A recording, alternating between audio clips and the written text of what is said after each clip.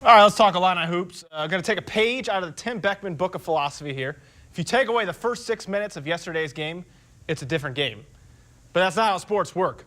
The first 6 minutes are just as important as the last 6 minutes, and unfortunately, the first 6 minutes in Bloomington were so bad for the Illini, it cost them the game. F-R-U-M-P, Frump. I'm still pretty confident, but I know this is going to get a lot more difficult here very soon. Your word, pontiff. P-O-N-T-I-F. F, pontiff. Woo! Correct. Woo! And joining us now with more on this big story is ESPN 1050's Ryan Schroed, a guy who eats, sleeps, breathes Illini athletics, covering this stuff on a daily basis. And, you know, you've seen a lot of heartache on the recruiting trail for Illinois, from Eric Gordon to Cliff Alexander. Got to feel good for this coaching staff to finally get a big five-star prospect. People have told me I have reflexes of a cheetah, so I think that bodes well for us.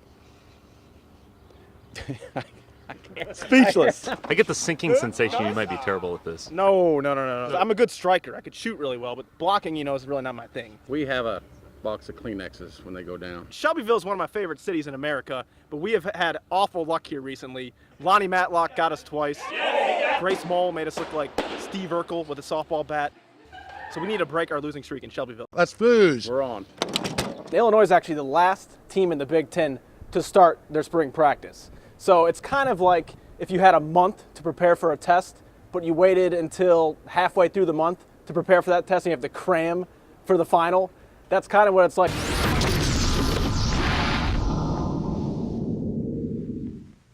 Welcome to another playoff edition of The Frenzy. Noah Newman here, Illini hoops and milk and volleyball on deck.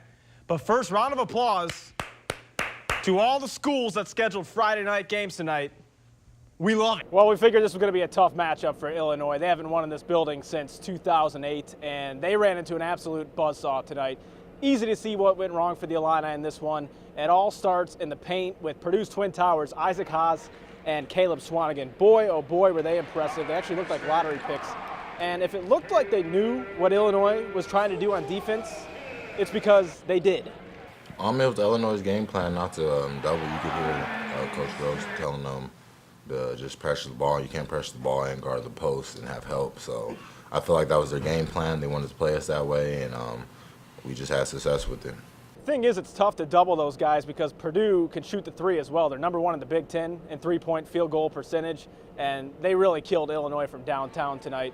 Defense has been the common denominator in these three road blowouts for Illinois. They just have not played well defensively, and that's definitely something that has to change if they're going to turn this season around. At this point, I just think it's pride. I don't think caring enough on the defensive end. You know, it starts with me. I'll hold responsibility for that. I just think people are too worried about offense, honestly, you know, top to bottom. So, no, it's my job to get that fixed. We need to be a lot more consistent, and then we need some individuals to step up, you know, that have got to play better than they're playing right now. You know, we've still got a lot of season left. It's still, you know, we got a lot of Big Ten games left. You know, I always tell them we don't get, you know, too high or too low with, you know, with a game.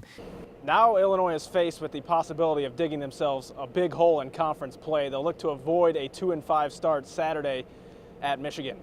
In West Lafayette, Noah Newman, WAND Sports. Even though they lost the game, you could argue that Illinois actually outplayed Minnesota here today.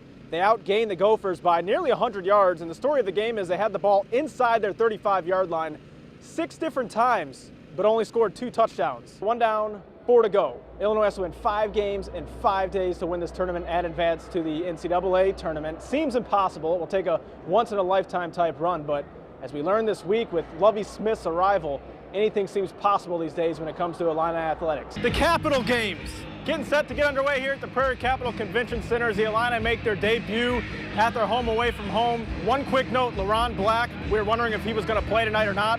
Well, he's officially a game time decision, but if you ask me, I think he's going to play. He was out here in warm-ups, and he looked really good. But, you know, curses die hard. The Red Sox had to come back from a 3-0 hole. True. So if the Cubs can win tomorrow, they get Lester and Arrieta. Who knows? The Cubs never make it easy. We'll see what happens. We'll have highlights coming up. Plus, Matt Lovell spent the afternoon in Wrigleyville with some enthusiastic Cubs fans. Up next, he's going to introduce us to some of them, including one of the most interesting characters we've ever seen in the history of WAND television.